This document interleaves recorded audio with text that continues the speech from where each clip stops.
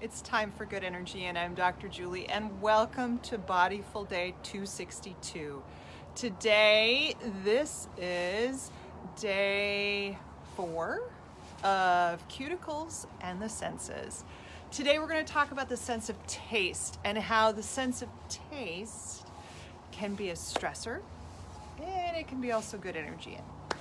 Now, I am going to kind of hijack, like I kind of hijacked the sense of smell. I'm going to hijack the sense of taste just a little bit, because not necessarily taste, but the action of using your mouth, which, if you really think about it, is kinesthetic rather than taste.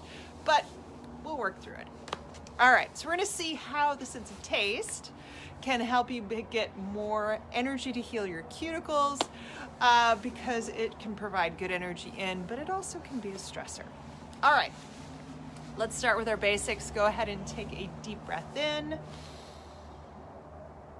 and release. On this next deep breath in, expand in your belly, expand in your chest, and as you do that, you're going to expand all the way up into your sinuses. And when you do that, your tailbone is going to kick back just a little bit and release from that spine, give you just a little bit of a break, and then release. So go ahead. Take this really enormous deep breath in.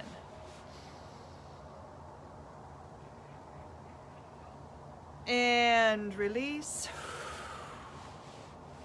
And because we are talking about cuticles and the sense of taste, yesterday we talked about the sense of smell, smelling the iron in the blood when you bite them to the quick a little too much.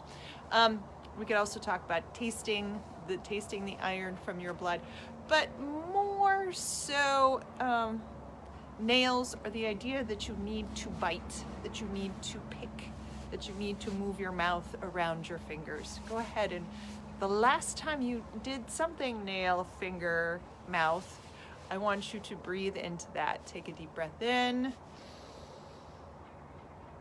and release. All right, so cuticles and the senses. This is not a cuticle issue, just to let you know. This was Dr. Julie meets peeler, meets trying to get something cut out of a potato, and I peeled my thumb. Not a very recommended thing to do. It bled a lot. But today I'm to a Band-Aid, so that's a good thing. All right, so we are talking about the sense of taste. But remember, our goal through all of this is to have the energy to have healthy cuticles. Healthy cuticles means that you need to have the energy to heal those cuticles, or to not let them dry up in the first place, or not to get those stupid little hangnaily things on the outside either. So in order to do that, you have to have enough good energy. You have to have enough energy to heal.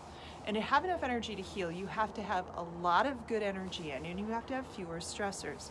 And we're going to look at how the sense of taste can contribute to your good energy, and how the sense of taste or mouth stuff can contribute to the senses, or to the stressors. So when we talk about taste, we're going to hijack that and talk about that biting response. If you're one of these people that bites your nails or bites your cuticles, there is, and we talked about this yesterday with the sense of smell, there is something comforting about biting your nails or biting your cuticles that you are getting.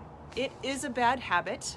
Let's not, the one thing I said to my dentist a couple years ago, I said, after the last cleaning and exam, I couldn't I couldn't chew on my cuticles the way I normally do. And she's like, isn't that a good thing? And I'm thinking, something's not lining up, because I can't get it as well as I did before. And she didn't seem to think it was terrible. And I was like, but you don't understand. I've been chewing my cuticles forever. So yes, there is something about that is very soothing. It fills a gap. Now, if we were Freudian, we would say there's an oral fixation, but we're not Freudian. But we do know that when we have a habit that is repeated, there is something soothing about that. It is filling some space. Is it filling a space because the sympathetic nervous system is ramped up, because you just got yelled at by your coach or your mom or your boss or whatever, and that's immediately where you go?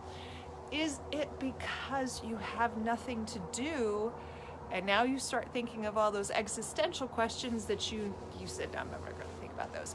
And now you start writing and chomping because you're thinking about the future and what would happen and all the what ifs. And now you're going to chew because that's soothing.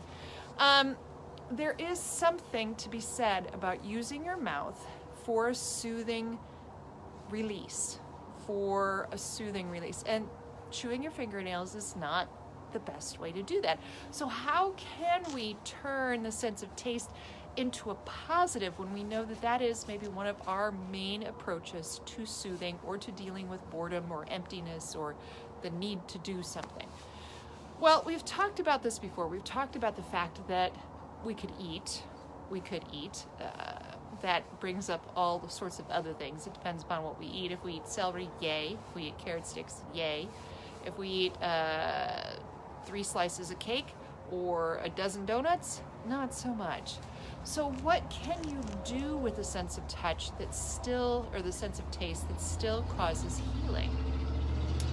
And this is where my focus on spices and teas and herbs really comes in, because even though you're like, if I have an herb, really, if I put a little bit of peppermint on my tongue or I put a little bit of oregano on my tongue, is that going to do anything to my energy to heal? And it actually is. There have been a number of amazing studies about what they call glucose mouthwash tests. And these were done mainly about a decade ago, where they would take cyclists, they would push them really hard, and they would either have them drink their glucose drink, or they'd have them wash their mouths out, or they'd just have them put a little water in their mouth. And what they found, or nothing, and what they found is that when all they did was rinsed their mouth with the Gatorade, glucose Gatorade, when they rinsed their mouth with the Gatorade, they still had the sprint capacity as someone who actually drank the Gatorade. And furthermore, if they did an fMRI of people drinking the Gatorade versus swishing with the Gatorade, the same part of the brain was activated. And if we're thinking purely from a nervous system perspective, that's still good energy in. You saying, hey, brain, here is a little bit of Coke, or Diet Coke, depending upon what your addiction. But I'm not going to drink the whole thing. I'm just going to have a sip. If you think that's good stuff, you run with it. Or I'm going to have a sip of herbal tea. Again, we get to this concept. What does herbal tea actually do? It changes the way your brain is going. And so if your brain was once freaked out and now it's calm, that's good energy, and that's energy to heal your cuticles. Or at least to calm your system down enough so that you aren't biting them. All right? So we've got good foods. We've got good herbs. We've got good spices. Now, and those are all good energy, and because chewing your cuticles is a stressor, but it's also filling a gap for you. So we need new gap fillers that are healthy, good energy in. Now, what else could we do? Let's say you do have fragile cuticles and they do dry up and they rip off a lot. You get lots of hangnails. It's very easy for you to do that. That tells us that your collagen building systems are a little deficient. So what do we know about collagen? Collagen requires 2 major components that usually are not in supply as much as they should be.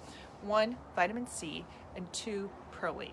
Proline is an amino acid, and that you can get from eating any protein-based food, or you might have seen the gazillion collagen supplements that say they help with better hair and nails. They do, because they contain things like proline, which are the necessary basis to create good collagen, which then helps you create good nails and cuticles. So collagen, bone broth, protein, all of these things are really good ways of getting proline in to improve your nails and your nail beds. Vitamin C is the other critical component to making collagen. You have to have enough vitamin C. And we discussed that when we talked about adrenal fatigue and plantar fasciitis. When we talked about plantar fasciitis, we talked about the fact that my theory on plantar fasciitis is adrenal fatigue, because when you make cortisol, you are stealing vitamin C. You can't do anything else. Got to go there and use it up. So you cannot make good collagen. So one of the other things is are you getting enough vitamin C? And if you're thinking, well, I eat some fruit, why not just take, Costco gets these big bags of organic limes. You could literally just live off of half a lime every day. There was a reason why British soldiers were called, or British Navy men were called limeys. It was because they knew that lime was a great way to get vitamin C. And they didn't need a lot. They would just squeeze it, drink it, and they wouldn't get rickets. Is it rickets? Scurvy. There we go. Scurvy, vitamin C. Rickets is vitamin D. And so they wouldn't get scurvy. And so you can just sit at home with a bag of citrus, cut each one in half, have half of it one day, have half of it the next, and boom, you've got enough vitamin C to keep going for a while. So look at those things. Are there flavors that you can fill the space when you're nervous and you need something different, something tactile? Could you chew on, and now I'm thinking of things like, do you need to chew on a paperclip? I don't like chewing on metal, but is there something else that you could roll around in your mouth that you're not going to choke on, that would be soothing and would be comforting? Now I start thinking about pacifiers and other things like that. But there are adult versions of that. Are there flavors that you could put in that would help you? And then are there actual tastes? Are there actual foods that are really good for cuticles and nails? And yes, there are. All right, I hope you've had a lot out of this. I will see you back here tomorrow when we talk about, I think we're going to talk about either the vestibular or the kinesthetic sense. And we'll see how that relates to cuticles. All right, take a deep breath in and release. Catch you back here tomorrow. Bye.